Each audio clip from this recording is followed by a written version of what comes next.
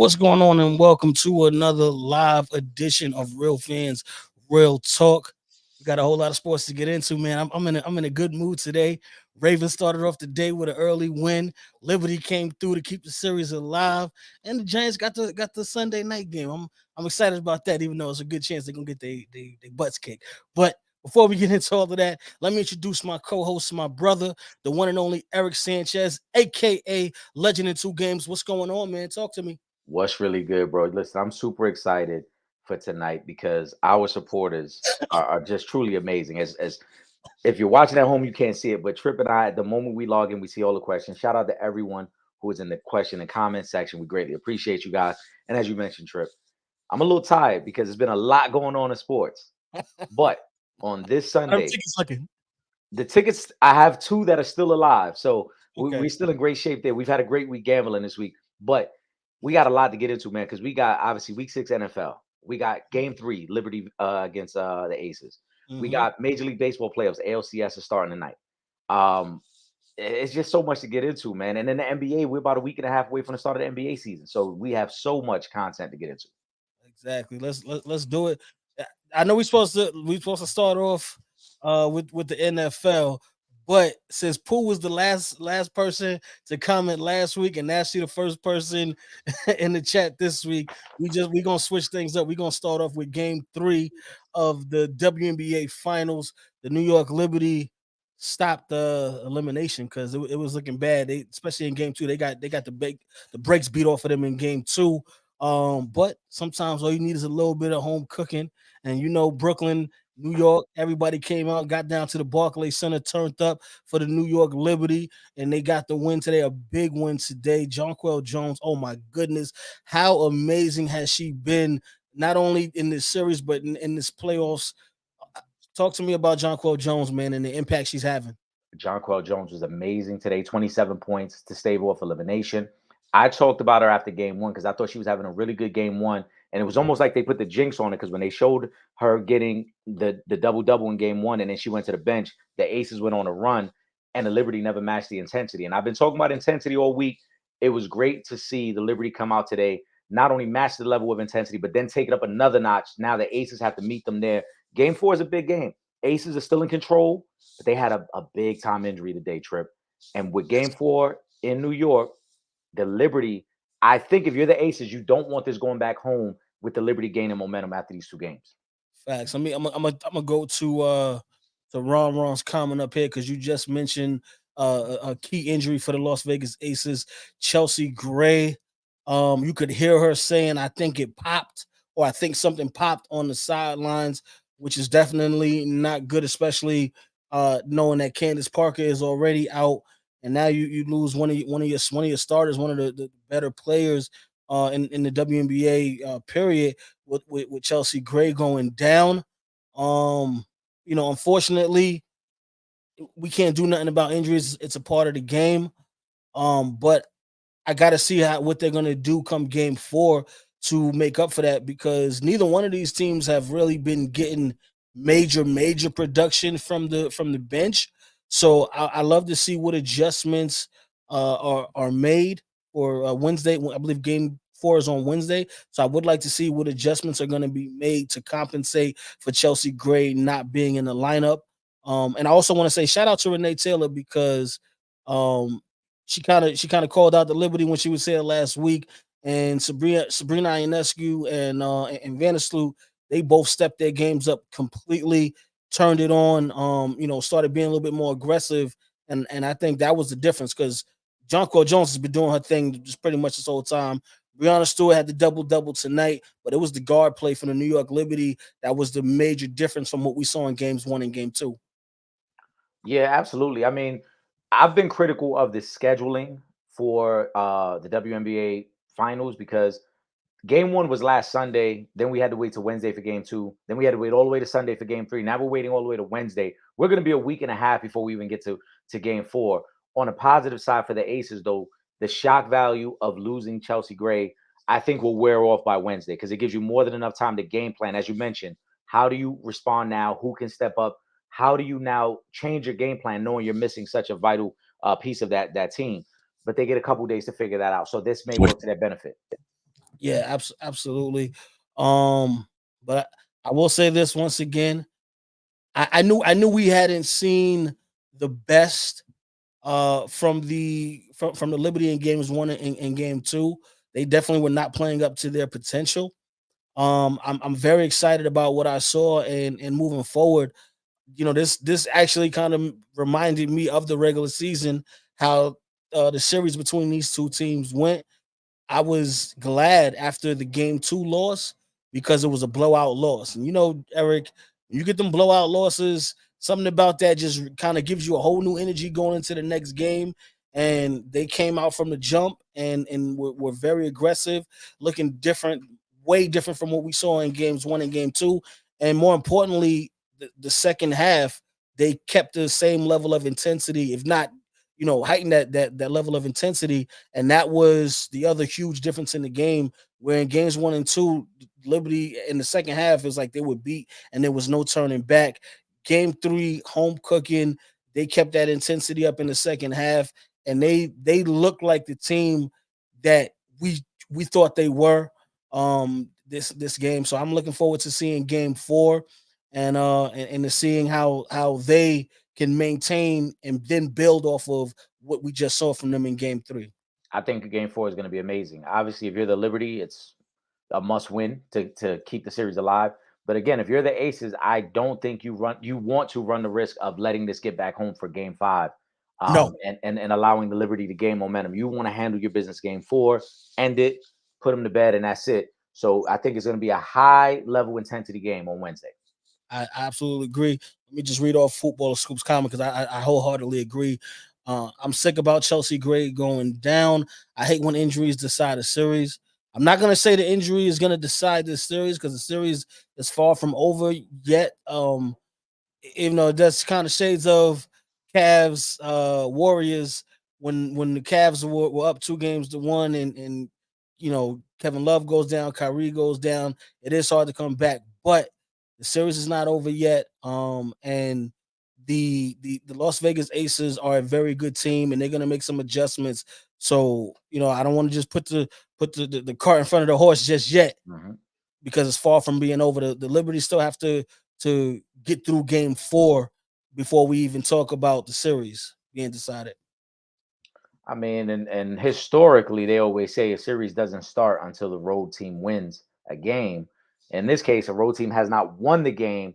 But again, the Aces could put it to bed on Wednesday, or the Liberty could put a lot of pressure on the Aces going back home if there is a game five. Yep, absolutely, absolutely. I'm not sure. I'm throw hoopball schools coming up here, but I'm I not saw sure that. what y'all about not going to the Liberty playoff game. First of all, okay, I wouldn't have minded going to a playoff game, but it's hard to get tickets at this point, man. It's going down to Barclays Center for It's the finals. All right, cut us some. right. So listen, hold on. Y'all got to realize, man. First of all, it is hard to get tickets because since these two teams are so star-studded, as you've seen in Vegas and now in New York, the celebs are coming out for this game. That's one. Two, scheduling becomes a little difficult for us to make it to some of these games. So we can't be everywhere. We would love to be there and support the ladies. We just can't be there right now. Exactly, and you just saw Eric was just down in Florida. I was just down in Tallahassee last weekend, right? Like, come on, man. Listen, as much as we would love to be at every game and support everything, it's just not humanly possible. What I'm saying? We got some other stuff going on as well. But we definitely are going to be making our rounds. We've already made a point of that. We might be taking a little Midwest trip Oh before yeah, the year is oh out as yeah. well. We'll give you some more information on that one a little bit later on. But yeah, man, Listen, again, but look, the supporters have been so great to us, right? And we laugh about the comment as well because we would love to be there as well. U.S. supporters help us build the budget up so that we could be at all the games. Y'all help us build the budget up. We be everywhere y'all want us to go.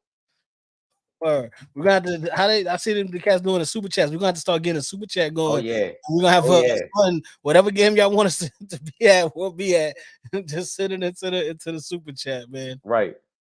Man, Dion Hope's page. Shout out to you, man. We're gonna talk a little bit about Mikey Williams later because that story is such a sad story. But let's get into some of this NFL talk. Let me go back up to the top of the comments section. A lot been going down in the football world as well.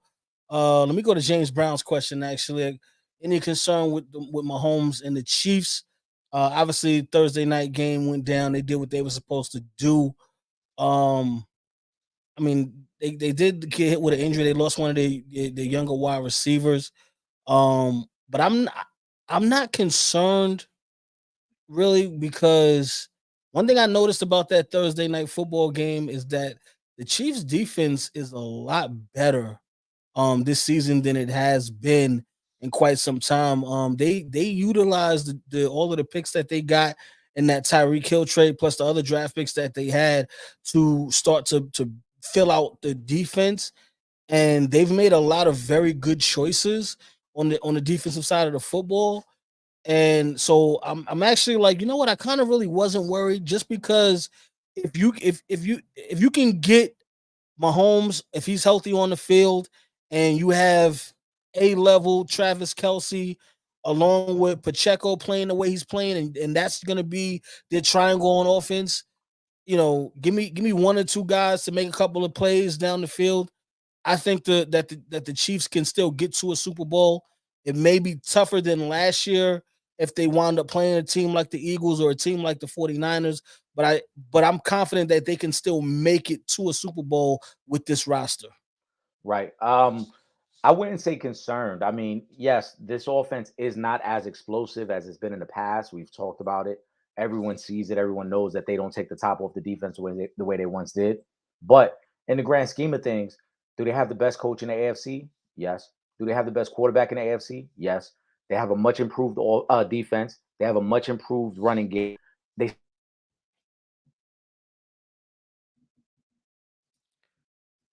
Did we lose you, Eric? Eric kind of froze on us for a second. He'll be back. He'll be back in a second. Just let the computer load back up. But yeah, um, as Eric said, you back with us, Eric? You good? You hear me? You hear me now? Yeah, you now. Go My ahead. fault, my fault. So, like I was saying, they got the best coach in the AFC. They got the best quarterback. They got the best tight end. They got an improved defense. They got an improved offensive line and an improved running game. Do they take the top off the defense like they once did? No. They don't get the big splashy plays, but they're always going to make the right plays. They're always going to do enough to be able to put up points. I'm not too concerned because I think everyone in the AFC is kind of taking a step back as well. You saw Buffalo losing last week to Jacksonville. You see Cincinnati doesn't look quite the same. So everyone else has kind of come back to the pack. And if Kansas City is going to be the number one team in the AFC, going to Arrowhead is still the toughest place to play. So I still like Kansas City. Let me throw up shout out to Denell Jackson. Are y'all tired of Taylor Swift and Travis Kelsey? Sometimes I wonder, is it a real relationship? Y'all think he's smacking him down yet? I would have to say on that last one, I would hope to say yes at this point, but I'm sick and tired of it at the game. I sat there and I started to do a count every time they went to Taylor Swift on the screen, and I'm just like, yo, as a football fan, I do not give a f about Taylor Swift being at the game. It was cute the first time around when they did it, and now it's just like, all right, I'm a football fan. Don't care about Taylor Swift respectfully to her because she's dope at what she does. But when I'm watching a football game, I don't care about seeing Taylor Swift 80 million times during the game. So I'm sick of it already. I've been sick of it. I think it's a gimmick. I said this on Friday night because I think Poole had put it in the comment section. Um, I haven't seen a video or a picture of them off the field together. Everything we see is Taylor Swift at the game or them walking through the tunnel after the game. There hasn't been any clips of them out to dinner, hanging out, nothing. So I don't even know if this is legitimate or if this is just a marketing tool by both of them right now. So until I see something other than her at the game, I I just think they fooling us all. Thanks. Kyrie, we're gonna get to Colorado a little bit later. Let us just get through this NFL stuff, and then we'll get to Colorado. But I'm gonna go to Ron's question because this was actually made into a very big deal.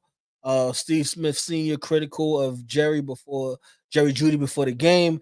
Any truth to what Smith said about Judy's game? First of all, roll tide. Let me just say that, Jerry Judy has been injured more so than anything. So it's not like he's been on the field and he's been horrible because when he has been able to play and really start to build up the chemistry with the quarterback, he's shown spurts that he can be good. he just hasn't been able to stay on the field consistently enough to really show us what he can do at this level. It's a combination. He has dealt with some injuries. It has been a tough situation out in Denver because Wilson has not lived up to the hype. Um, Drew Lock, who was the previous quarterback, wasn't that good. But when you consider where he was drafted, very high in the first round, and when you consider the receivers that were taken after him, you're talking to C.D. Lambs, you're talking to Justin Jefferson, you're talking to Amon St. Browns. The production from those guys being drafted behind him, Steve Smith Jr. is right. You got to be more of an impact guy because you see what these other guys are doing around the league. So you got to be more of an impact guy. Only thing I don't like about the whole exchange, if you Jerry Judy, you can't take that personal. That's a veteran who's speaking his mind and giving his opinion about it. He didn't say anything about you personally away from the field. So for you to be running around behind the scenes saying I don't F with you and all this, like he never made it personal. You made it personal with him. That's the only part I didn't like. Well, he didn't say it behind the scenes. He told him to his face. No, That no, he- no. What I'm saying is that day that Jerry Judy was doing that Thursday night, oh yeah, you know what I'm saying? Like behind what I'm saying is behind the production, I should say, because he yeah, was running behind back and forth as mhm, NFL Network was doing a thing. yeah, Nothing Steve Smith said was personal though. He was just saying on the field you have not lived up to the hype. And like yeah. Steve Smith said, I wanted to even apologize because I didn't want him to think it was personal. But we got to remember, Steve Smith is about that too. Like Steve Oh yeah, Smith, that's a fact. let's not forget Steve Smith. He punched Josh Norman in the face. Steve Smith was known for punching teammates in the face and getting into it with dudes. So Absolutely. anything Steve Smith said on air, he would gladly say to your face as well. Hmm. No, absolutely. He definitely didn't hold his words back when they asked him about it to talk about it. Um, I just really wish it wouldn't have went down like that on both sides either. Because Steve Smith definitely went in when he was talking about the situation. Just because I'm like, come on, bro. This at the end of the day, it's still the NFL brotherhood. Y'all both wide receivers. He's young. You know what I'm saying? Like, let's let's try to let's still try to go back and build these guys up and teach them. You know what I mean? So I just wish the situation wouldn't have happened. But And it is what it is. and to use a cross sport reference, right? We see this in the NBA all the time. Like Dwight Howard took it personal when Shaq gives criticism of his game. On the flip side, Embiid and Giannis always say, "Hey, if those guys say this is what I need to work on, then that's what I need to work on because those are the guys who came before me and those were great players." And that's how I kind of wish Judy would have taken it. You might not like what the critique, but again, at the same time, you say, "All right, that's your opinion. Now it's my job to prove you wrong." That's Now, it. do you think that's a cultural thing? Because again, especially with Giannis born and raised overseas, Embiid is international. So even though I know he's playing for Team USA, which I Mhm. love, but still international. Judy being from the United States, do you think that's a cultural thing? Because that's an attitude that European players or overseas players would take to be like, no, it's just respect, respect, respect. Here, you know, younger guys might take that a little bit differently. It might be cultural, but I also think it's the level of entitlement that a lot of young athletes have. A lot of young athletes are put on this pedestal and told they're so great so early on in their development. Right? Like a guy could go and never prove anything, but we're already anointing him as the next such and such.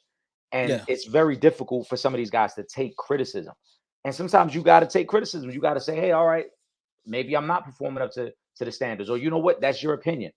At the same regard, Trip, there have been people who comment on the show and they may not like the show. That's their opinion. yeah, I'm never going to be mad at you for stating your opinion. So we can't have this level of entitlement to think that everybody is just going to yeah. blow smoke up our you know what. Everybody ain't going to love you. Everybody ain't going to pat you on the back. Some people don't think you're the greatest thing since sliced bread. It is what it is. Facts, facts, facts. Let me go to Ron Ron's question. Shout out to this one too. Are the 49ers the best team in the NFL? Brock Purdy legit in the MVP race? Eric, you want to start off on this one? I think they're the most complete team. Don't put too much into what took place today in Cleveland. Today was a prime example of what happens when you're the better team, but you consistently shoot yourself in the foot. The turnovers, the two missed field goals, especially the one at the end of the game, and then the defensive penalties. If you go back and watch that game, you'll see points in that game where you're gonna be like, the Niners should have blown the door off this game. This should not have even been close. But for whatever reason, they allow Cleveland to hang around. They're the most complete team. The biggest issue with the 49ers is going to be health. Debo leaves the game today. Christian McCaffrey has a long history of injuries. He left the game today. Kittle has an injury history. Those guys got to be healthy, because if they're healthy, they, to me, are the best team in the NFC. And that's not a knock against the Eagles. I just think they're a more complete team. Brock Purdy, I wouldn't say a legit MVP candidate, but he is a very good quarterback, and he's better than people are giving him credit for. Yeah, I'm not gonna throw him in the MVP race just yet, especially when you see what Tua's doing with that Miami Dolphins offense. Even with them losing or Shane for a couple of weeks, it, they went out there today like it was nothing happened. They didn't lose anybody. Most start 100+ yards, 3 touchdowns. Tyreek Hill, you know what I'm saying? So I'm not gonna put him in the MVP category. I'm not gonna put him in the elite quarterback category yet either. He's not that. I seen another comment, and I'll put that comment up in a minute. Because I know I don't think that he's elite either. I think that he's good. I think that he's going to continue to improve, especially with the team that's around him, with them having so many different weapons on the offensive end. Now, if McCaffrey has to lose some time, that may change things with the offense, especially if Debo can't come back and you lose Debo and Christian McCaffrey at the same time. That could change things. Um, but I was impressed today with what I saw in the loss, because they also lost what's the left tackle's name, Eric? Trent Williams. Trent Williams. They also Mhm. lost Trent Williams. He had went out at one point in that game too. So it was good seeing Brock Purdy keep his poise and then the defense is gonna bail you out a lot of times. With the Sure. if you're the San Francisco 49ers, the defense is definitely gonna bail you out a lot. And they helped out. They caught a pick that and ran it back when they had lost the lead and got it down. And they got there was like 8 yard rushing touchdown with the backup running back at one point. So you're fortunate enough to have a good defense that's going to help out, but they are going to need McCaffrey and Debo, just because you're talking about two players that could both either play running back or wide receiver. Well, I mean, you're also talking about two of the best players at their position. Yeah. So to lose Yes. one of them would hurt. To lose Yeah. both of them, is a tall task. But Mhm. I don't have. I agree in terms of Brock Purdy is not an elite quarterback, but he is a very good quarterback. And today kind of proved both those points. Going into the last drive of the game, he only had about 94 yards passing. So that's not elite. Like, let's call it what it is. I know how good that Browns defense is, but that's not elite. However, he has that really good last drive that shows you what he can do in those moments. So he is a high level quarterback, but he needs his pieces. When they have all their pieces and Kyle Shanahan is able to move all those guys around, they're really tough to stop. And I think they're going to be a very good team throughout the season. They just have to get healthy. Yeah. Yeah, I agree. Listen, one thing I will say about Brock Purdy is he when everybody's healthy, he doesn't really turn over the football. Mm. You know, I don't want to say he's a game manager, because I think he's above just being a game managing quarterback, but obviously he's gonna look a lot better when you have Trent Williams blocking for you on the blind side. When you have Christian McCaffrey who can run the ball 40 yards, or he can catch in the backfield and then run it down the field 40 yards. Or you have a Debo that you can do some trick plays and he can run, or he can go downfield. And you have Brandon Ayuk, you have Kittle. When you have all of those weapons, obviously he's gonna look even better. But he still has ways to go. And again, I mean, we're talking about a sophomore quarterback here. You Mhm. know what I mean? So as long as he continues to progress, I think the 49ers are going to be in good shape. I think they're still the favorites, or one of the favorites, to get to at least to the NFC Championship Oh game, yeah. if not to the Super Bowl. And those guys will be back soon. I think the 49ers are still going to be in good shape. Oh yeah. And Brock Purdy has a lot of room for growth. We got to remember he hasn't even had 15 starts in the NFL yet. Yeah. So all the success he's having now is still at a very early point of his career. He's going to develop and continue to get better as the years go on. Can we talk a little bit about Dallas? Because I see is Mike McCarthy responsible for Dallas' offensive struggles? Um, Partly, but Mike McCarthy ain't throw three interceptions on back to back drives. That was Dak Prescott all by his damn self. So I don't want to put too much on Mike McCarthy when you got those that kind of mistakes back to back. That's just crazy. You got to put a lot of that onus onto Dak Prescott. You got your money, man. You got to step up. You got to show and prove. I know Cowboy fans are tired of every year coming in saying this is our year, and then slowly but surely, Dak Prescott continues to show who he is. Um, I know it was I understand they took a big loss a couple of weeks ago with Trayvon Diggs going down Mhm. and pretty much being done for the year. But you got some weapons out there, Dak. You got Tony Pollard out there who's a dual threat. You got CeeDee Lamb who's continued to improve his game. You got weapons now. You got to do better than that, my friend. Um, I got to put a lot of the blame on Dak Prescott and him. What he's doing out there. I think more of the blame does fall on Dak because Dak is too experienced as a quarterback. I just told you about Brock Purdy and his lack of starts. Dak has played in 90 plus games. Exactly. So the some of the throws that Dak makes at this point are just super questionable because it's like you've seen enough film, you've seen enough game time to know not to make that throw. But Mike Yes. McCarthy has to take some of the blame. And here's why.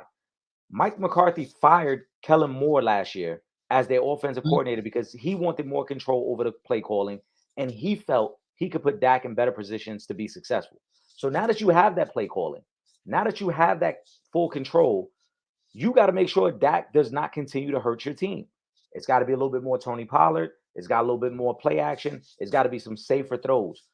Dak's got to play better, but Mike McCarthy definitely has to take some of this responsibility because you can't fire the offensive coordinator, take over play calling, and then still keep pointing the finger at Dak. Yeah, he's gonna have to do better himself, or he ain't gonna be there much longer. But I mean, again, it's the Cowboys doing Cowboys things. I'm not surprised, Eric. I don't think you're surprised when we see this Well, stuff going down. one of the questions, remember before the season started, one of the questions we had in the chat was about, can Dak, is he going to throw less interceptions? Right now, I think Dak is already at 6 picks on the season. Yeah, so I don't know about that 10.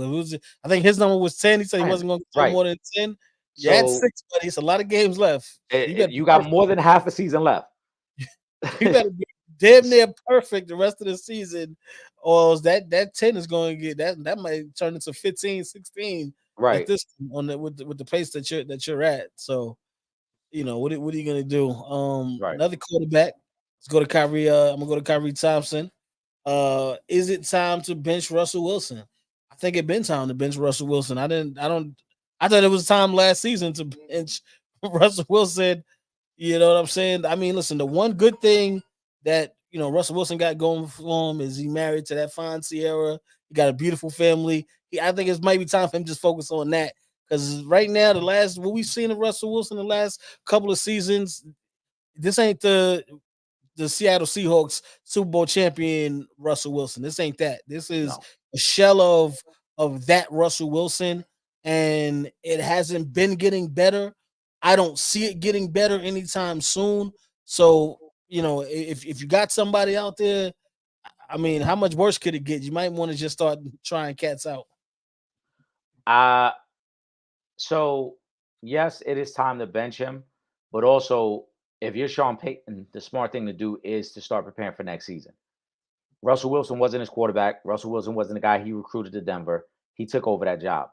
And now looking at the young guys, no matter how you feel about Caleb Williams or Shador Sanders or the kid May out of North Carolina or Michael Penix out of Washington, there are four good young quarterbacks that are going to be in this upcoming draft. And if you are Sean Payton, you want to hit the reset button as quickly as possible. So it's a combination of his play hasn't been the greatest, but also there's a head coach who didn't recruit him there either. Yeah. So we shall see what's going to happen there. Who knows? They got a lot of issues going on in Denver right now. Let me go to Imani's question. Shout out to Imani Williams. Bigger reason for struggles, Mac or Belichick? Mm, I'm going to say it's 50-50. Just because there's no weapons in New England. There yeah. is nobody. So it's hard for me to really go in either direction because Mac Jones, let's be honest, not that he's the greatest of quarterbacks as it is, but he damn sure ain't got no help right now in New England. They don't have no receivers. They ain't got no O line. They ain't got no running backs that's doing anything. The tight ends, and as far as Belichick goes, I mean, what do you want him to do saying they just don't have the pieces. This ain't the Tom Brady days where they had they had weapons on offense. They had, Gronk for all them years, Deion Branch, Edelman, Welker. This ain't that Patriots team. This also ain't the days of Vince Wilfork, Asante, Sam, all of these dudes when they had all these stars, Teddy Bruschi on the defensive side of the football. This is not that New England Patriots team. They are a bad team. So I don't even know what you really want Belichick to do. He's doing the best that he can with what he has right now. Yeah, I have it 60-40. I blame Mac a little bit more than Belichick. Granted, Belichick has to shoulder some of this blame because, as you mentioned, he's still trying to build a team the way he did in the early 2000s. This year in the first round, they drafted a cornerback as opposed to trying to go get more weapons offensively. So they haven't spent a lot of money on offense. Mac was a first round pick, and he pretty much was the only first round pick that they really targeted offensively the last couple of years. But on the Mhm. flip side, if you've watched any Patriots game, Mac Jones misses some of the most wide open receivers you will ever see. And I mean, there's some bad quarterback play week in, week out, but there are some plays, like specifically last week. And to just show you the difference, the Texans played the Saints today. CJ Stroud had no problem finding wide open receivers. Yeah, The Patriots played the Saints last week, and I think Mac Jones didn't complete a pass until his 13th pass of the game. yeah. Like he is missing some wide open guys. He has got to play better. Also, the meme is out there that he's thrown more pick sixes in Gillette Stadium than Tom Brady ever threw. And he's only been a starting quarterback for 3 seasons now. That's So, yeah, that's another part of it too. Mac Jones has got to play for again where you were drafted. You got to play better. yeah. I agree. He's definitely gonna have to step his game up. They're gonna have to do something better to get there. I mean, they're in rebuild mode at this point. That's what it is. That's what happens. Listen, even the great New England Patriots at some point were gonna have to rebuild, and that's where we are right now with the New England Patriots. So it is what it is. I don't see it getting better anytime soon because it's not like they're a piece away or they're two pieces away. They damn near a whole team away from being back to Yeah. just legitimate playoff contenders. I'm not even saying Super Bowl contenders, just to be a legitimate playoff contending team. They are a lot of pieces away from that point. So it's gonna take some time. All right. Um, Listen, guys, shout out to everybody in the comments. We see y'all. We getting. I see Scoop Hoop. I see you, Hoop Central, Lene. I see you out there. Let me go to. I'm gonna take Ray Sean's question real quick. Shout out to Dion Hoop's page. If we haven't seen Drunk either, Drunk, what up? Where you Word, at, baby? word. Yeah, We he's been need you missing in the in comments. action. We need you setting the tone. Let's go to we got to talk a little bit about the Giants. They playing tonight. Shout out to Ray Sean. Giants are 1-4. What do they need to do to turn it around and start getting some W's? Don't think they'll beat the Bills tonight. I don't think they'll beat the Bills tonight. What I think they should do is tank for either Caleb Williams or what's my man name? The wide receiver. Marvin Um, Harrison Jr. Marvin Harrison Jr. That's what I think the Giants need to do at this point at 1-4. They're probably gonna be 1-5 after this game here. So I think the best thing for them to do is to sit this season out and get back to it next year.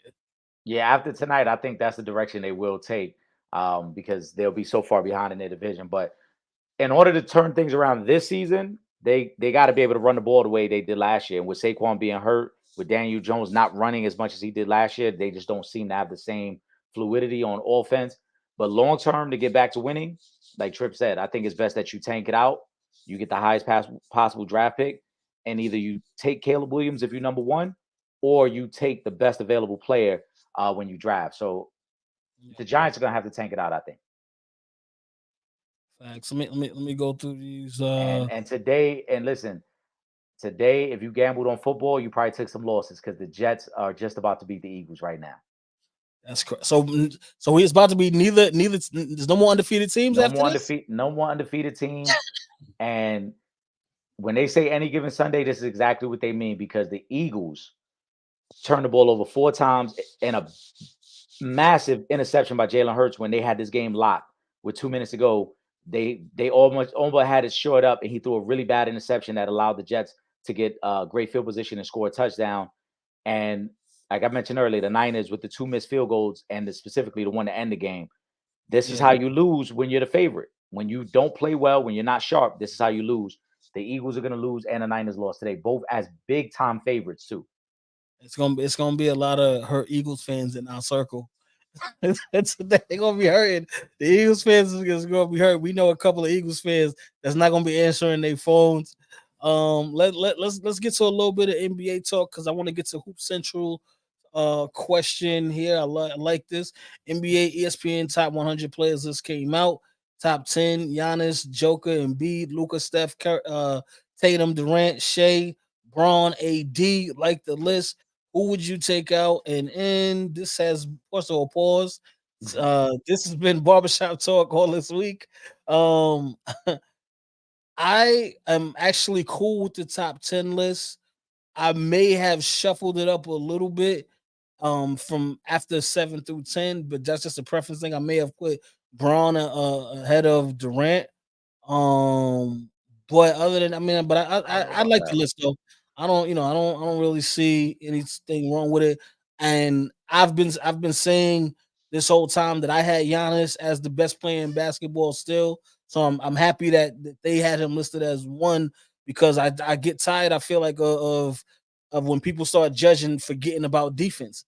Like I saw a post up and it's like, oh, Giannis has 1 ring, Jokic has 1 ring, Giannis has 2 MVPs, Jokic got 2 MVPs, and it's all of these offensive accolades that they're showing, but nobody says, oh, Giannis has defensive player of the year and all of these all NBA defensive appearances, and Jokic has 0. So I was glad that they got that right and had Giannis at number 1. But I'm cool. I'm cool with this list 1 through 10. I think for the most part they got it right. I don't like the list. My biggest thing, like I talked about on Friday. Yeah, Amani, I'm gonna get to that right now. The first off, what is the criteria that we're using? Because if the criteria is where you were at the end of last season, heading into this season, Joker should be number 1.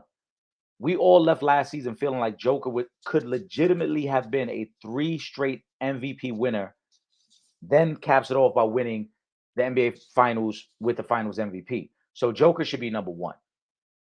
Durant at 7 is a little disrespectful. I don't know how you put Luka above Steph and Durant when Luka, good year last year, still wasn't a better player than either one of those guys. So again, what's the criteria that you're using? AD should not be on the list.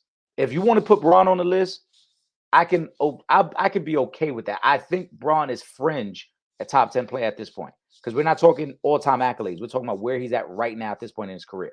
But AD, there's no way, and Trip, you know this as a Laker fan. What has AD done since the bubble that makes him a top 10 player in the NBA? There's no way that you're telling me AD is in the top 10 and he's above Devin Booker. He's above Donovan Mitchell. Those guys were first and second team all NBA guys last year. AD was not on any of the all NBA teams. He wasn't on the all defensive team. How does he make the top 10 over other guys who are consistently at this point all NBA guys? Probably because he's a 6'10" two-way elite player, and they feel like he's gonna because part of this is projection too of based off what they feel like you're gonna do this season as well too. Right, but if we're basing it purely off speculation of what you are at your best, because what you just said is what he is at his best, a 6'10" two-way player, right? At his best, I'm taking him over both of those guys. All right, but this isn't at his best. We're talking again coming off last season, going into the upcoming season. And if we want to take it a step further, we would say let's look at the last 2 seasons going in, right? Shea Gilgeous makes it at number 8 because Shea Gilgeous was a first-team All-NBA guy last year and is continuing to grow as a player. So I'm good with Shea Gilgeous making a list. I just want to know what criteria qualifies AD for it. Because AD don't play enough games to even qualify for an all NBA team. AD is a guy who, for every one good game he gives you, he gonna give you one down game probably right after that. So he's not a top 10 guy. That's just to me. And to Amani's point about Braun ahead of Durant, I agree. I would not put Braun ahead of Durant. If Braun is a top 10 player, he is at number 10 right now. I don't think it's much higher than that. Again, this is not all time, Trip. All time, we know Braun is a better player than Durant was Yeah, all time. but if we're basing this off of last season, Braun's team was in the Western Conference Finals. Durant's team was not. Yeah, but Braun also missed significant time last year. He did, but again, he still Right. came back for the playoffs and took his team further than Durant was able to take his team. Skill set right now, Durant is a better player than LeBron James. And one thing I can say about LeBron is LeBron hasn't gotten injured in the preseason game. Yeah, but what that got to do with a top 10 list, Trip? In the game before the game even starts, Durant got injured this season. So but they ain't got nothing to do with the top 10. But this is why I say, what is their criteria that they're using? Because I just don't. My biggest gripe is AD. My biggest gripe is AD. Well, listen, you want to say AD? I mean, at the end of the day, I mean, I'm just going to speak for LeBron right now. But I mean, listen, the Lakers were in the Western Conference Finals, so I'm sure a lot of people looked at that and looked at the improvements that they made in when they were voting. Because again, the criteria is a couple different things that they use to vote on. Right, but the headline is top 10 players. They're not rating it off of what they think the Lakers are going to be as a team. They're not rating it off of, they're not rating it off of the Lakers making the Western Conference Finals last year. Because if it's about team success, then if that's the case, Tatum and Brown are two top 10 players because they're always in the Eastern Conference Finals. Jimmy Butler should be a top 10 player because he's been in 2 of the last 4 NBA Finals. Jamal Murray should be a top 10 player because Jamal Murray showed out in last year's playoffs. That's why I say I want to know what the criteria is that they use to judge these things. Because there's no argument that can be made that AD is a top 10 player. If someone wants to argue and say this is what LeBron did to make a top 10 list, all right, I can accept it because Braun, scoring wise, has still been a top 5 scoring guy over the last couple years. His game has slipped defensively. He's not the same player, but he still gives you high level numbers offensively. But there's no way AD is above Devin Booker, Donovan Mitchell, Dame Lillard. There's no way. I mean, listen, AD averaged 26, 12.5 rebounds last season. You know, so I'm pretty sure that has a lot to do with it. He averaged 2 blocks last season, so I'm pretty sure that's what they're basing this off of. I mean, I'm not one of the voters. You're not one of the voters, so I can't tell you what everybody else is basing this off of. But 26, 12 and a half rebounds and 2 blocks, I would say sounds like you should be high up on the list. But again, top 10? I mean, he was at 10. Like, I mean. But so was he on any all NBA team last year? Was he on the third? I don't know. Was he on the third team? I don't think he made any all NBA team last year. Now, again, using some of that criteria, I'm not saying everything is based on where you land on an all NBA team, but an all NBA team is determining who they felt last year were the top 15 guys in the league. If AD couldn't even crack that list, how do we go from you weren't good enough to be a top 15 player last year, but yet now we're going to rank you as a top 10 guy going into the upcoming season? Because they saw what he was doing on the days that he was cooking, and they probably based it off of that. Trip, come on, Trip. Your bias is short right now. It's all right, Trip. I know you got the contract with the Lakers. I know you got to support the Lakers till death do you part. But your bias is short right now. If you can't be an all NBA guy last season, how the hell do you become a top 10 guy going into the upcoming season? Because they feel like he's going to do better this season. He's going to stay consistent. Oh my God. I guess so. Then why not Kawhi? We all keep waiting. We keep thinking Kawhi's going to be better than next year. I don't think he's going to be better than next year. And Kawhi's I don't know. I don't know if AD going to be better than next year either. That's what I'm saying. I don't know. I just AD ain't no top 10 guy. Well, I don't even know. I think it wouldn't be about whether he was better because he was good. I think is he going to be consistently at his peak as opposed to the up and down. I think that would be more so the question with Anthony Davis. I got some Oh, you got a whole bunch of different type of questions in here for us this week. Hold on. Yeah, it's a bunch of. Shout out to Will Gordon in the building. He's 7. He's 7 foot. AD is not 7 feet tall. He is a 7-footer, man. He just don't like to play the center spot, but he is 7-footer. All right, let me see what else we got up here. Let me start running through these the rest of these comments we got. Shout out to everybody in the chat, man. I got the chat popping right now. Let me see where we gonna go from here. Oh my goodness, Lene, you trying to get us to be messy today? Oh man, I would just for you, Lene, because I love that you support us every week. We're gonna do this messy ass topic you got us talking about right now. Trip and Eric, we gotta talk a little bit about Jada Pinkett Wild Ass. My thing is she talking about when Pac was locked up in New York, he asked her to marry him. Then she says Pac is her soulmate, but says they never had sex. Then remember she was sexing August Alsina, and now they saying they've been apart 7 years. Will slapped. He did slap somebody for her.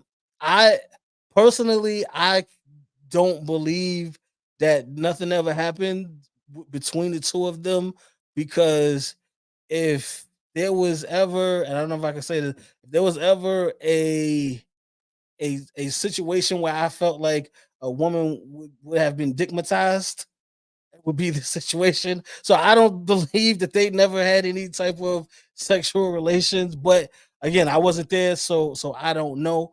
But I do think she needs to ease up and let Will Smith breathe, because every time she speaks, I just feel worse and worse for Will Smith.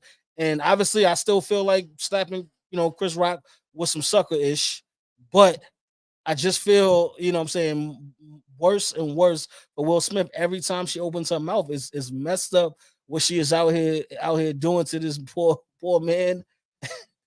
I'm sorry, I just feel bad. I'm just like, yo, all right, enough is enough. Just stop talking about it already. I don't know. Will must be. He must be a sucker for torture, because ain't Bro, no way, Trip. We've talked, and it's crazy. We've talked about this topic so many times. Shout out to Shooting. We got to bring it back. But facts. we've talked about this topic so many times. She has played around in this man's face so often, right? Between talking about Tupac, between finding out that Willow writes letters to Tupac. Mind you, Willow has never met Tupac, so the fact that she's writing letters to Pac, It's crazy in itself. like, I'm gonna be honest, man.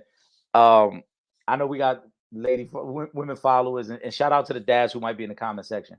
If I found out that one of my daughters was writing letters to a man that my wife was associated with years ago, we would have major issues.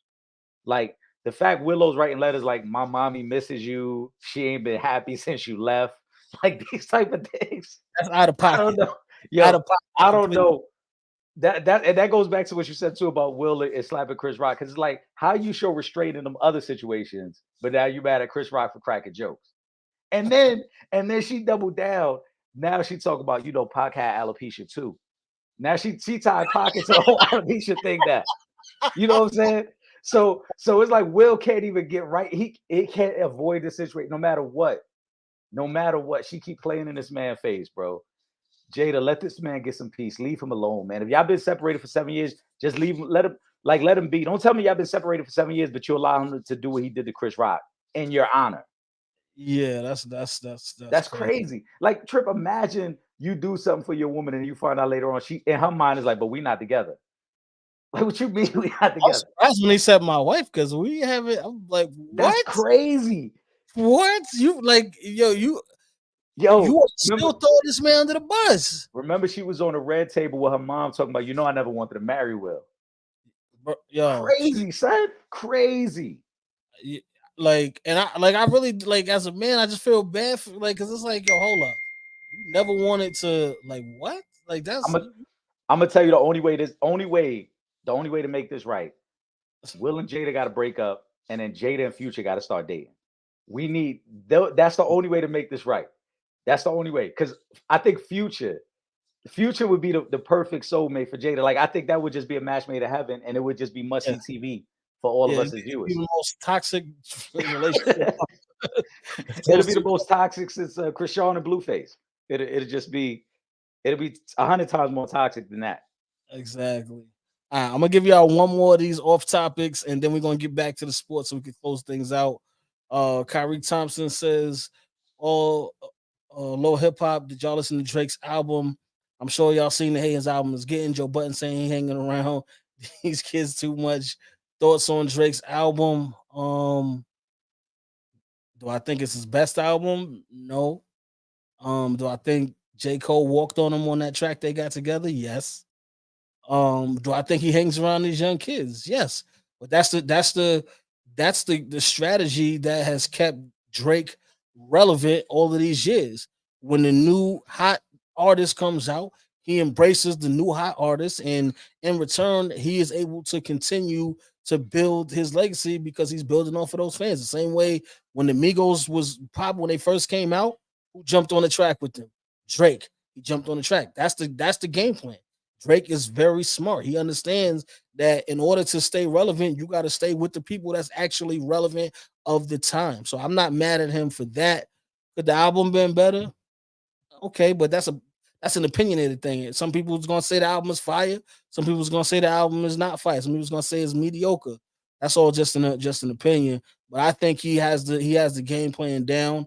He's still the biggest artist of this generation of hip hop. So you can't knock what he's doing. I mean, Drake is a phenomenal musician. He ain't everybody's cup of tea, but he knows what it takes to sell records, um, to get the engagement going with his followers and his listeners. I don't think Joe Button was hating on Drake when he said the comments. And that goes back to what we talked about earlier with Jerry Judy and how sometimes this generation feels a certain level of entitlement and they feel like everybody's got to kiss their ass and everybody's got to love what they're doing. Everybody doesn't have to like what you're doing. Yeah, Everyone does not have to agree with what you're doing. I think what Joe Budden was saying was that at this point in Drake's career, and I don't want to sound like I'm speaking for Joe Budden, I don't know him personally, but it sounded like to me what he was saying was at this point in your career, there should be a little bit more substance in the music. Like you've made enough crossover hits. You sold billions of records. We know you can make the the chart toppers. We know you can do that. But can you give us a little bit more substance now? Can you kind of talk to us in a way that you haven't done in the past, and the way that we get from J. Cole and the Kendricks? You know what I'm saying? So I don't think he was hating on him because he's also said at times that Drake is a phenomenal lyricist. So everything that he says about Drake is not negative. He has given him positive feedback as well. And it was his own critique on the album. Drake, I think, again, was way too sentimental about it, took it way too personal.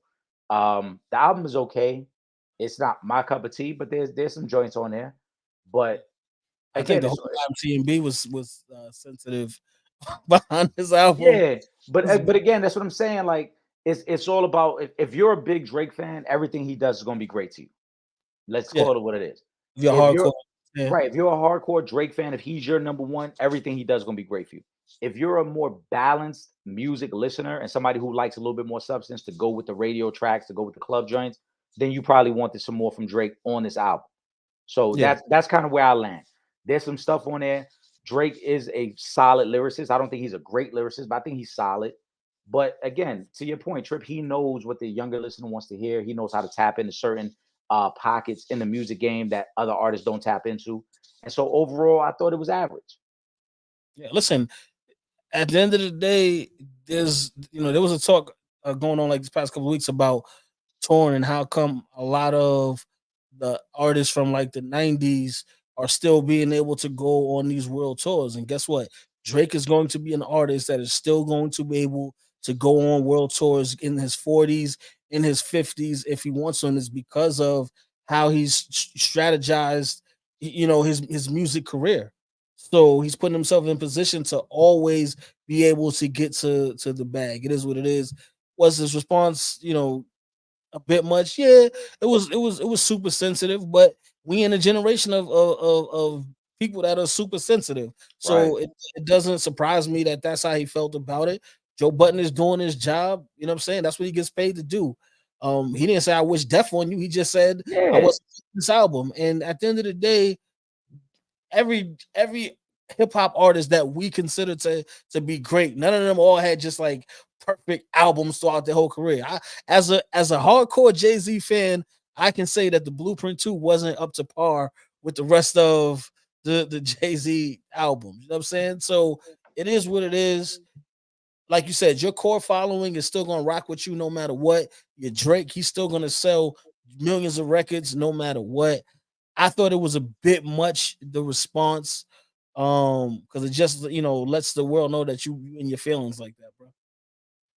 It does, and like I said, man, it's sense of entitlement. Everybody is not gonna love what you're doing. It's fine. It's okay. It's all right, bro. Like everybody don't got to give it 5 mics. All Joe Button was saying was like, yo, we just want more substance from you. You've been in the game long enough that you could take more risk musically now. You don't have to keep doing what you were doing 10 years ago because you already a star. People have bought in. And like you said, your core following is gonna listen no matter what. So it's not like you're trying to draw in fans. You already made the fans, you already made the money. Give us the Yeah, substance now. facts, absolutely. But listen, shout out to both of those dudes. At the end of the day, you know what I'm saying? Because he took a couple of crazy shots at Joe Button. You know what I'm saying? Joe is doing his thing right now with the podcast. Whatever he did musically, he was still one of the better lyricists of his time. And he was able to flip that into a multi-million dollar podcast empire. So, you know what I'm saying? He's still kicking ass and taking names right now. So big shout out to both of those guys. Most important thing from this whole topic though was that J. Cole walked on him on that song that they did together. And that's where we at with it. All right. So let me go back up. Let me get back to some of these comments from earlier because there was we got to talk. Let's go back to Kyrie's comment. Talk about the Colorado Stanford game. Just our overall thoughts on the game and where Dion and the crew is right now as a team. Eric, you want to start? It's a bad loss for Dion and them. This was a situation you're up what was 29-0 at the half, Mm-hmm. and you blow that lead and you give up 40 plus points in the second half and the two overtimes. I think the biggest lesson that Dion and his team and his coaching staff are learning is that a lot of these kids can't play up to the expectations that are being put on them right now. You got to be able to walk it like you talk it. And Dion as a player was able to do it. And that's what made Dion great. And that's what make the guys like Dion great. The Muhammad Ali's, the Floyd Mayweathers, the guys who are big talkers and then can back it up. But it's different when you're like that and you got a team of guys behind you and now they all have to live up to that. And that's what we're seeing. The pressure, I think, is getting a little too much for some of these guys. That's a game against a Stanford team that had no business going into overtime, no business being even close. Again, you're up 29-0 at home. Stanford had one win going into that game. You're supposed to knock them out and put that game away.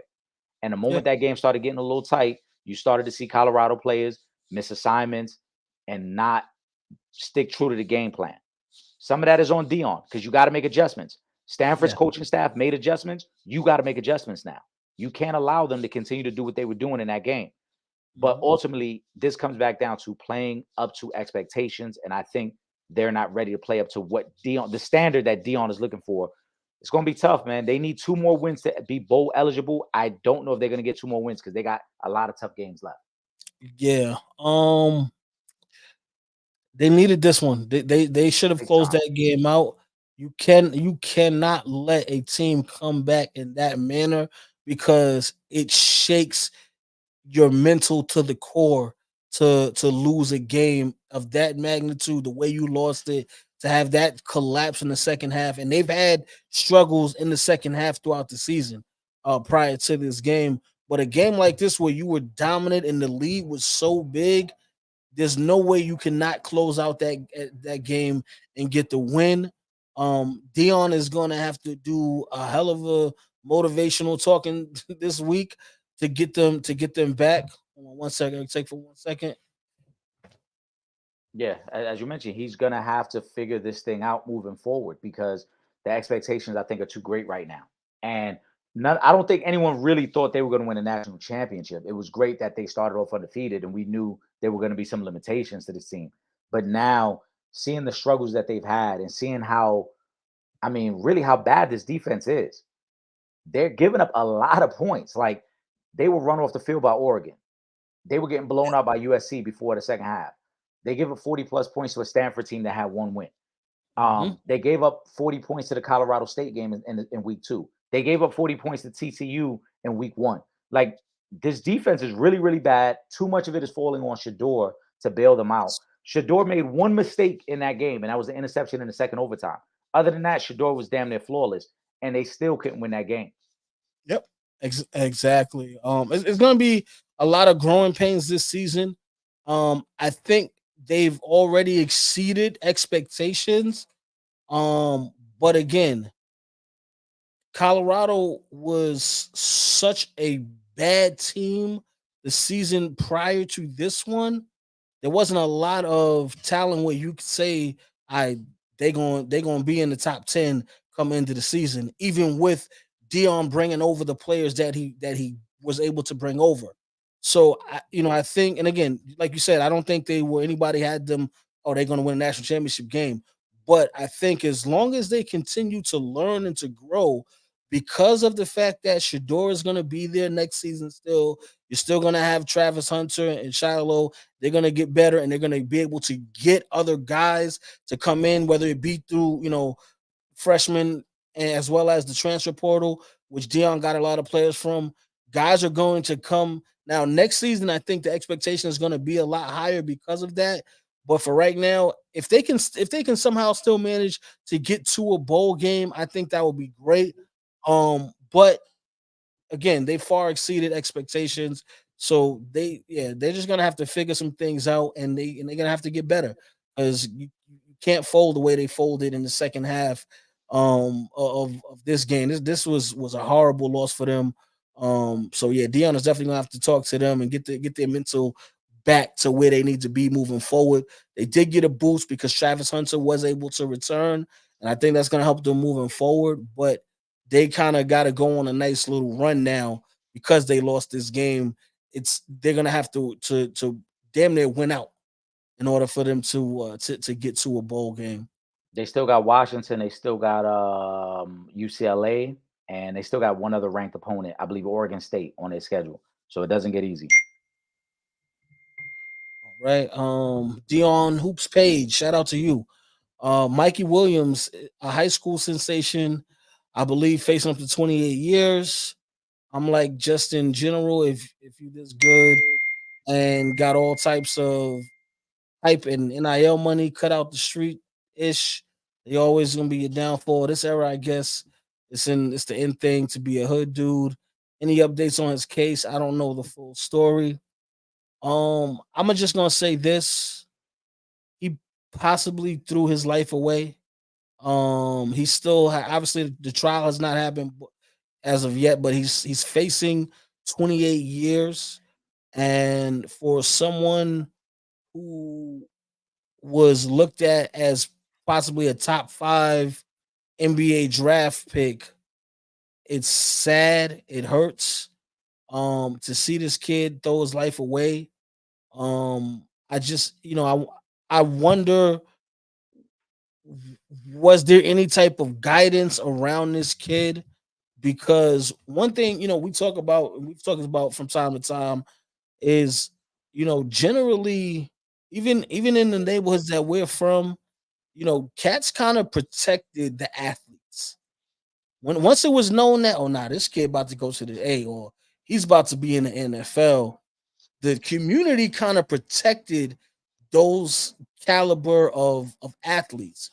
But throughout the years, that's kind of been lost. Cats has been a little bit more reckless. We losing a lot of the good leaders in the community, the good men in the community that was of that mindset. Like, nah, nah, nah, nah, nah. You're not about to be out here. You hit the gym.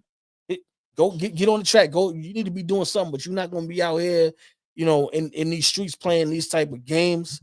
My prayers go out to Mikey Williams because I just think that he made a mistake that a lot of people you make at that age. It's just that his is obviously going to be on a whole larger scale because of the potential that he has.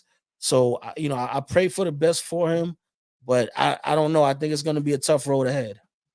I'll start off by saying this, and it's the last line that Dion Hoops page put in there where he goes, I don't know the full story. None of us know the full story. And that's why I don't want to be too critical of Mikey Williams, because the initial reports that I'm reading are that this is going to fall in line as a self-defense case. From what I've been reading, and again, I don't know all the details of where he was at when the incident took place, but according to some of the things, is that he was at an event where guys tried to rob him. He obviously fired off a gun. Now, the tricky part is he is not 18 years old, so therefore he cannot be a registered gun holder. Yeah. He's so the gun charge is going to be the toughest thing for him to beat. Everything else he might be able to beat depending on how the laws are where this took place. So that's why I say I don't want to criticize him too much because I don't know the story in detail. But to Trip's point and to some of what Dion Houpe says, at a certain point when you've elevated and you're making a certain amount of money, you have a certain stature, you have to realize when situations might just be bad situations for you. You got to realize I shouldn't be over there, or I can't be in this area without the right people around me. So Mikey is still very young. He probably made a mistake and was naive in thinking he was cool wherever he was at, and obviously things went left. But I am hoping that this one mistake does not ruin his life. You're talking about 28 years in jail for a young man who, at this point, like I said, is 17, maybe 18 tops. Like, that's a very severe punishment for Mikey Williams. Yeah. And I hope it does not go that way. I hope whatever the real consequences of him even having a gun, you gotta stand on that. You know you're not supposed to have a gun, so you gotta stand on that. But anything else, I hope that the law plays out the right way. And I pray for him, man, because I do think this is one of the moments where your career, your potential in the NBA could be ruined behind this. Yeah. He already had a Puma deal. He had the NIL money. He was committed to go to Memphis. So he had a lot of great things in his future. And you just hope that this doesn't derail everything for him. Yeah, and let me just say this because I do understand that in a lot of the neighborhoods that we're from, I don't know what his mental state was to feel like he needed to have a gun on him, but I do understand that that is where a lot of the youth from where neighborhoods that we come from feel like they do need to have a gun on them or something on him. Now, obviously, this wound up turning into a worst possible situation for someone just if because when you're talking about self defense, there was some type of something was going on where you felt in fear of your life that you needed to carry a gun. And again, the worst possible outcome just sort of just happened. So once we have more details, we can go in a little bit further on the subject. I'm gonna get to this scoop question really quick. I know they've been asking, have y'all been following the Kai Jones story from the Hornets that just got cut? A few weeks ago, he was on IG Live, apparently off them perks or something, talking crazy. He got talent. I wonder if he's okay in terms of drugs. Then didn't Miles Bridges get arrested again? I don't know if Miles Bridges got arrested. I think he turned himself in. So I don't know if he got arrested. I think he There, turned. there was a warrant out. There was a warrant out for him. Okay. Yeah. But as far as the Kai Jones situation, I think he was on live talking about his teammates and going off. I don't know him. I don't know about him being on any type of drugs. I don't know if that was proven. So I'm not gonna say he was using any type of drugs unless he says he was on some type of drugs. Um, but he is talented. He is talented.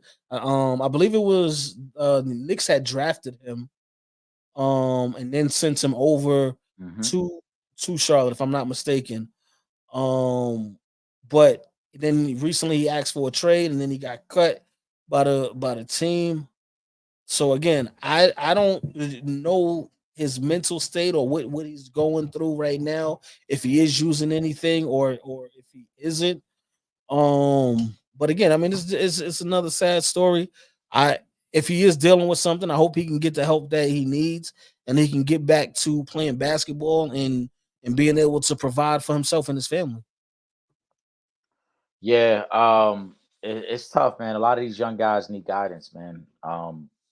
we're expecting young men who get millions thrown at them and the world becomes their oyster to make the best decisions. And we know that's not the case. We all made reckless decisions in our early 20s and we weren't even making millions of dollars. So, a lot of these young guys need mentors, they need guidance. And right now, I can only hope and pray that that's what Kai Jones gets. He still has an opportunity to turn this thing around. He won't be the first NBA player who had a trouble start to his career, but if he takes the right steps, he can get things right. And the same thing with Bridges as well. You hope that these guys get with the right people, surround themselves with the right people, and turn this around before it's too late. Yeah. Let me go. I'm gonna post up both of these comments by Hoop Ball Scoop really quick because the first one is more so just a shout out. Salute to Caitlin Clark in Iowa. DePaul for getting 55,646 fans for the women's game tonight, a record. Congratulations to the ladies. Keep doing y'all thing. But and then Hoop Baller Scoop says a debate on his page he wanted to get our thoughts on. Is ring chasing to y'all a bad thing? Isn't the goal to win titles? I don't give a damn if you ring chase or not, as long as you win. It is what it is. I'm not for being stuck in one place forever and they don't make the moves that it's gonna take for you to get to a championship, and then now your whole career done went past and you ain't got a ring. So if you got opportunity to get a ring, shit, by all means, do what you gotta do. I don't think ring chasing is a terrible thing. However, we got to keep it in its proper perspective. So if you want to ring chase and that's your priority, cool. But it is going to hurt your legacy. It's tough to be talked about as one of the greatest ever when all you did was chase rings and you played with other great Hall of Fame players, because it is going to impact your legacy. And that's no shot at anybody in particular. It is what it is. You can't have it both ways. You can't bounce around the league. You can't treat the NBA like it's AAU basketball and be loaded up with the best team and win, and then want to say, well, look, I won X amount of championships. You should anoint me as the best ever, because it doesn't work that way. You made your path easier. So if the rings are most important to you, go get the rings. If you're trying to establish the legacy and you really want to be known as one of the greats ever, you should be with a team and help build that team up to a championship contender. Yeah. Hopefully you got the help of the GMs. Yeah, of course. There's a lot of factors. We told James Brown. Shout out to James Brown, man. He been rocking with us past couple of weeks too. Big shout out to you, brother. Didn't Braun and KD do it? Hell yeah, they did it because they got tired of the media talking about them because they didn't have a ring. So they went and they got a ring. It is what it is. Now, as long as you don't ring chase and don't get a ring, hey, it is Yeah. what it is. Now you got here ring chasing, team hopping, and you don't get a ring, then it's like, yo, bro, If you're going to ring chase, you better what's you? perform. You better perform when you get in that moment, right? Like, don't be a guy who ring chase and then you didn't shine the brightest in those moments. And Yeah, to Tripp's point, you better win. Because if you ring chase and then you ain't winning, then what was the point? like I don't know if James Harden is ring chasing or not. Maybe he just likes hopping from team to team. But if he is ring chasing, he gonna have to step his game all the way up because it ain't panning out for James Harden just But we yet. know what James Harden be chasing other things. I don't think he's chasing rings. He be chasing other things. Yeah. What's this? So that's why Michael Jordan and Steph Curry are more respected. I mean, I don't know if they more respected than say a LeBron, but more respected than other guys, maybe. Yeah, but I mean, Michael Jordan is Michael Jordan. That's you're gonna give the ultimate respect to Michael Jordan, no matter what. But there's guys that I guess you would say ring chase that are amongst the top players all time. So I don't know if I it's think more respect, but I think they're two of the most respected guys ever. I mean, more respected than if you're trying to name a specific person, um, like Tripp said, Braun. I think they are more respected than Braun, but that's not a knock against Braun. I just think that when you build it up and you grind it out with a team, and people see the mishaps before the championship, it does add a certain level of respect. Again, no knock on Braun and what he did. He did what was best for his career, but we saw the frustrations early on with Mike's career. We saw the frustrations early on with Steph's career before they were able to reach the mountaintop. yeah, And Then we even saw that point in the middle of their career. Remember when Mike comes out of retirement and they lose to the Orlando Magic, and then it's like, oh, now Mike's human. He lost. We saw Yeah, with we saw with Steph where they didn't make the playoffs for 2 straight years before they got back to the finals. Like those are the things that make you respect them more because it's like now they were at the top, they slipped, and they found a way to get back there. And they did it again with their homegrown teams. yeah. I mean, I think Steph probably got the most respect for the year he got Finals MVP. To be Absolutely. honest, Right. To go from 2 years of injuries and not making the playoffs, for him to shine the way he did in those playoffs and really single-handedly win that finals for them because Clay wasn't Clay. Jordan Poole didn't play well in those finals. Shit, at one point, I'm sorry, Trip. I know we're a family show. At one point, Draymond was so bad that Kerr sat him the whole fourth quarter of like 2 games. He couldn't yeah, even play Draymond. So Steph was out there really like, I'm just going to take on the Boston Celtics myself, and I'm just going to do this. absolutely. Let me throw Javon past his comments. Shamika Oldslaw, we praying and wishing you come on. Hope Trip putting his foot on the pedal for her. LOL. Yes, I'm once. Listen, let me explain to y'all something, guys. When we in production, production takes time. So it's not like I can just jump on and be like, yo, let's do this. I gotta once we get to the point of that point in the documentary, when I can sit down and I can have that conversation with her, I'm gonna sit down, I'm gonna have that conversation with her, and hopefully we can bring her back onto the program because I know you guys got a lot of questions. And we all work, we always working on guests for you guys. So just so y'all know, we are always talking behind the scenes, myself and Eric, and working on different people that we're going to be bringing onto the show. Some people might take longer than others just based off of schedule, where they are, and whatnot. But we definitely are working on it. I know that another person that you guys really want us to have back on the show is Teaspoon. Working on that as well. Just want to say congratulations to her on being named the head coach of the Chicago Sky.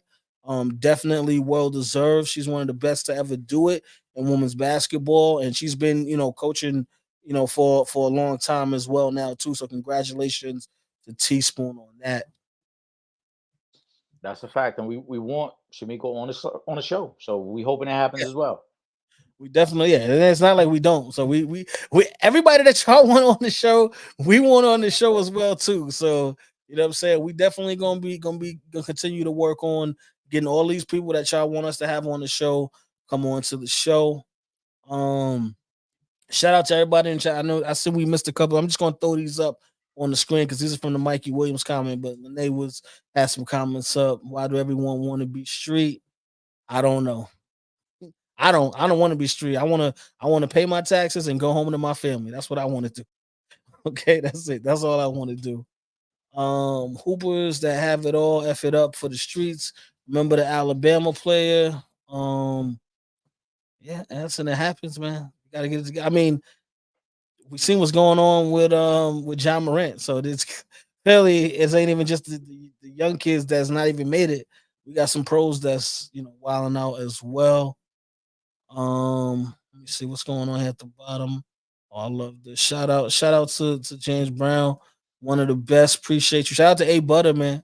You know what I'm saying? That was definitely one of our faves as well. And he stayed on with y'all almost two Right. hours too. And I gotta explain to y'all how much these people rock with y'all when they come on the show because we only this I gotta cut all this stuff down when it comes to the show on Thursday nights when I gotta edit this because we only have an hour airtime on TV.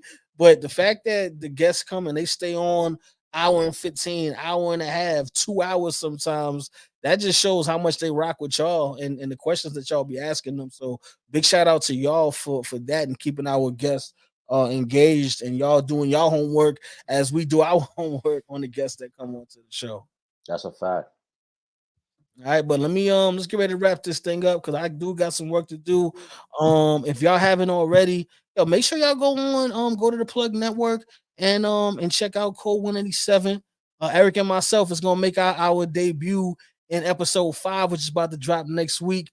And then we got some more scenes that we got to shoot for the show as well. So y'all go to the Plug Network if you haven't already and check out Code 187. Give us your feedback next time we see you guys. With that being said, though, really quick, make sure you guys are following us on all our social media, Instagram, Twitter at Real Fan Talk, Facebook.com/Real Fans Real Talk. And of course, make sure y'all subscribe to that YouTube channel, youtube.com/ For the Fans Productions. Do not worry if you're not in New York on Thursday nights from 8 to 9 p.m. and you can't watch us on TV. All you got to do is go to that website, realfansrealtalk.com.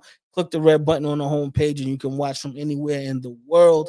And of course, make sure that you are subscribed to both the Real Fans Real Talk and the Sanchez Show podcast. New episodes drop every week, and we are streaming on all major platforms. Eric, you want to give us a final thought?